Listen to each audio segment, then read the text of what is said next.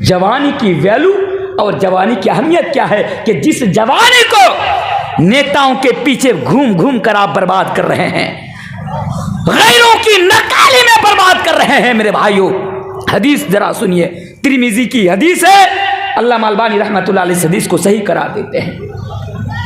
ऐ लोगों, ऐ नीमा कला के नौजवानों, इस हदीस को सुनो। अल्लाह के प्यारे नबी बयान फरमाते हैं कि कल कयामत के रोज हर इंसान से 5 सवाल पूछा जाएगा। मौलवी तनवीर से भी पूछा जाएगा, आपसे भी पूछा जाएगा, स्टेज के ऊपर जितने भी उलमाए किराम बैठे हैं इन उलमाए किराम से भी पूछा जाएगा। अल्लाह के नबी ने बयान कर दिया, ऐ लोगों, क़यामत के दिन हर इंसान से 5 सवाल पूछा जाएगा। कोई भी इंसान यानी किसी भी इंसान को छोड़ा नहीं जाएगा, 5 सवाल पूछा जाएगा। और हदीस आगे सुनिए, नबी अकरम बयान फरमाते हैं कि जब मौलवी तनवीर से 5 सवाल पूछा जाएगा, मौलवी तनवीर को 5 सवाल का जवाब देना पड़ेगा।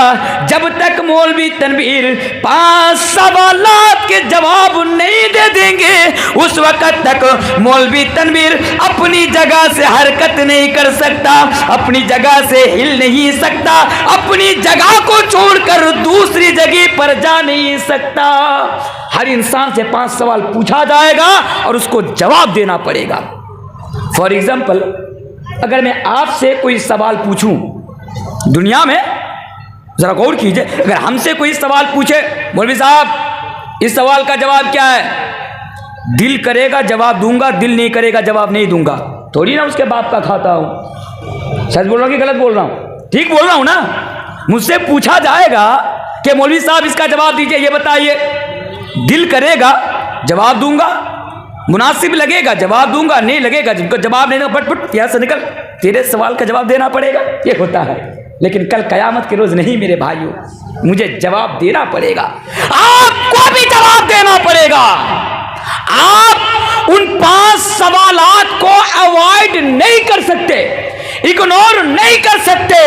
आप उन 5 सवालों से अपना मुंह नहीं फेर सकते, आपको 5 सवालों का जवाब देना पड़ेगा। पहला सवाल क्या होगा? पहले सवाल पर जरा गौर कीजिए। अल्लाह के नबी बयान फरमाते हैं कि पहला सवाल ये होगा, आपसे जो पहला सवाल कल कयामत के रोज पूछा जाएगा, वो सवाल ये होगा कि ऐ मेरा बंदा बता कि तूने अपनी सारी जिंदगी, मैंने तुम्हें 70 साला, अल्लाह कहेगा मैंने तुम्हें 70 साला, मैंने तुम्हें 80 साला, 90 साला, 50 साला, 20 साला, 30 साला मैंने तुम्हें जिंदगी अता की थी।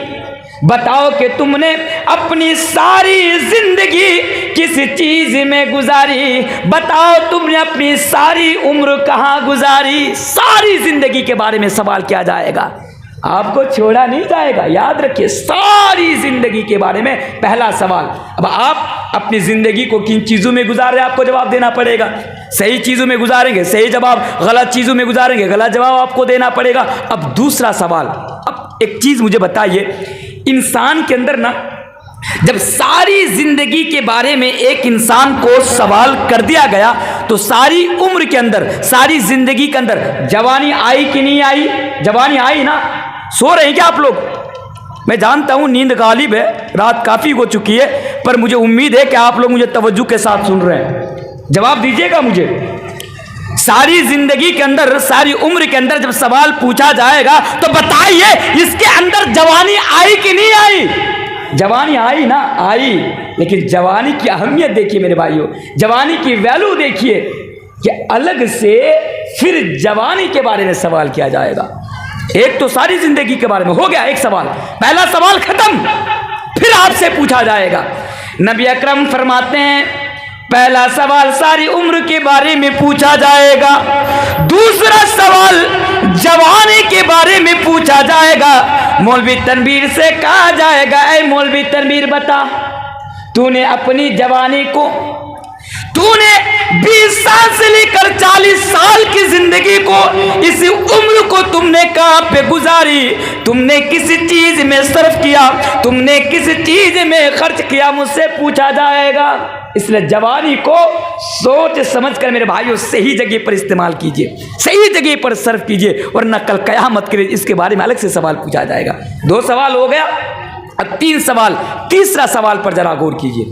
पहला सवाल सारी उम्र के बारे में, दूसरा सवाल जवानी के बारे में, और तीसरा सवाल आपसे ये पूछा जाएगा कि ऐ मेरा बंदा बता, ऐ मेरा बंदा बता, तूने माल कहां से कमाया था?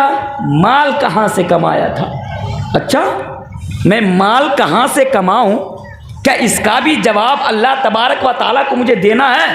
अल्लाह के नबी फरमाते हाँ, तुम दुनिया में हलाल तरीके से माल कमा रहे हो या हराम तरीके से माल कमा रहे हो, कल कयामत के दिन आपसे पूछा जाएगा, आपसे सवाल किया जाएगा, और आपको अल्लाह की बारगाह में खड़े होकर मेरे भाइयों जवाब देना है। लेकिन इंसान आज माल के मोहब्बत में, माल की चाहत में अंधे बन चुके हैं। हम और आप माल कमाने के चक्कर में ये भूल जाते हैं कि हम हलाल तरीके से माल कमा रहे हैं या हराम तरीके से माल कमा रहे हैं। बस माल आना चाहिए, दौलत आनी चाहिए, मेरे पास प्रॉपर्टी होनी चाहिए, मेरे बैंक बैलेंस होना चाहिए। मेरे प्यारे साथियों याद रखिए, आज आप माल की चाहत ने आपको अंधा कर दिया है। आज माल की चाहत में आप गिरफ्तार हो चुके हैं, और इतने गिरफ्तार हो चुके हैं कि आप हलाल और हराम में फर्क भी नहीं कर सकते हैं। आप हलाल और हराम में फर्क भी नहीं कर पाते कि आप हलाल तरीके से माल कमा रहे हैं, हराम तरीके से। याद रखिए मेरे भाइयों, यतीमों का हक मार कर माल कमाने वालों, गरीबों का हक माल कर माल कमाने वालों, भाइयों का हक माल कर माल कमाने वालों, बेवाओं का हक मार कर माल कमाने वालों, पड़ोसियों का हक मार कर माल कमाने वालों, याद रखो कल कयामत के दिन तुमसे पूछा जाएगा, कल कयामत के दिन तुमसे सवाल किया जाएगा कि बताओ तुमने माल कहां से कमाया था? तेरा जो इतना बैंक बैलेंस था, तेरे पास जो इतनी प्रॉपर्टी थी, तेरे पास जो इतनी जायदाद थी, तेरे पास जो इतनी दौलत थी, बता एक एक रुपया कहां से आया था? एक एक चवन्नी का हिसाब आपको देना पड़ेगा। आज तो आप लाखों का माल, हराम का लाखों का माल आप एक सेकंड में निगल लेते हैं, एक सेकंड में। लेकिन कल कयामत के दिन मेरे भाइयों एक एक पैसे का, एक एक चवन्नी का हिसाब आपको अल्लाह तबारक व तआला के सामने रखना है। और आज हम क्या सोचते हैं? आज हमारे जवानों की मेंटेलिटी क्या है जानते हैं? तुफ है आपकी ऐसी मेंटेलिटी पर। मुझे अफसोस और मलाल है मेरे भाइयों आपकी इस मेंटेलिटी पर। आज हमारे नौजवान समझते हैं माल कहीं से भी आए, कैसे भी आए, बस माल आना चाहिए, मेरे पास पैसा होना चाहिए, मेरे पास जमीन वो जायदाद होनी चाहिए, मेरे पास प्रॉपर्टी होनी चाहिए। अरे क्या फर्क पड़ता है कि हलाल तरीके से मैं कमा रहा हूं या हराम तरीके से कमा रहा हूं? क्यों? क्योंकि दुनिया में हमारी और आपकी सोच बन चुकी है, दुनिया में इंसान की सोच बन चुकी है कि जिसके पास जितना माल है दुनिया में वो उतना बड़ा कामयाब इंसान है। दुनिया में गौर कीजिए, दुनिया में जिसके पास जितना माल है वो उतना बड़ा कामयाब है। आपके गांव में नीमा कला, गांव का नाम नीमा कला है ना, नीमा कला में देखेंगे वो एक नंबर का लुच्चा है, लफंगा है, चोर है, डाकू है, गुंडा है, दुनिया की तमाम तर खराबियां इनके अंदर मौजूद है।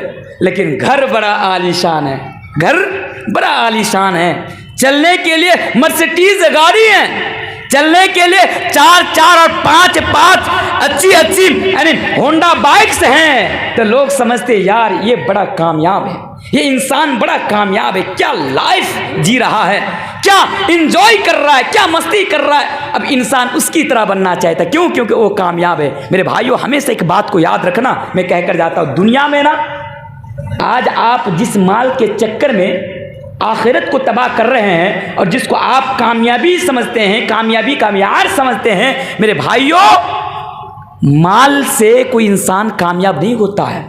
यकीन मानिए, मैं तो ये भी कहकर जाता हूं, अगर दुनिया में इंसान के पास दौलत का होना अगर ये कामयाबी की दलील होती, दुनिया में इंसान के पास घर